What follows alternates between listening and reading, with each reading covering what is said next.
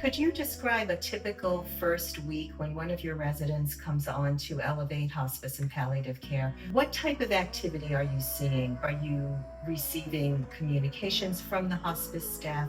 Are people making visits? And what goes on and what kinds of changes do you see happening with your resident who's receiving these services? So the first week on hospice, or really the first few days on hospice, can be a bit of a flurry of activity. Once there's an assessment that does take place to make sure that somebody does medically qualify for hospice. And then there's a conversation that's had not only with the staff, but with the family member about what does grandma need? What does grandpa need, right?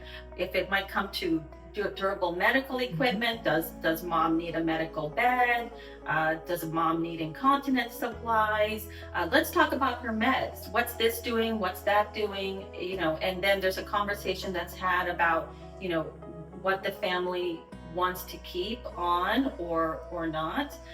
Then there's also a nurse that comes out and starts seeing them almost 24 tops 48 hours, and they start the plan of establishing the plan of care. The CNA comes out and she brings whatever supplies that they might need.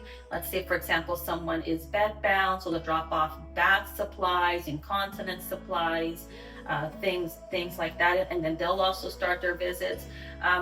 Which is helpful also for the staff, again, with that supplemental care, because then you've got somebody else that's helping to give bed baths and checking on them. There's a lot of eyes on site when it comes to helping to support someone that's on hospice. You've got people constantly monitoring their temperature, how much they're eating, how much they're drinking, are they taking their meds?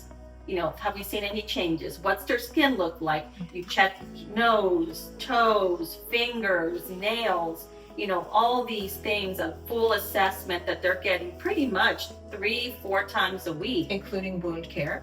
Including wound care, very much so, to make sure that we are keeping them at the best level of health that we possibly can. Pain management? And pain management as well, yes. Yeah.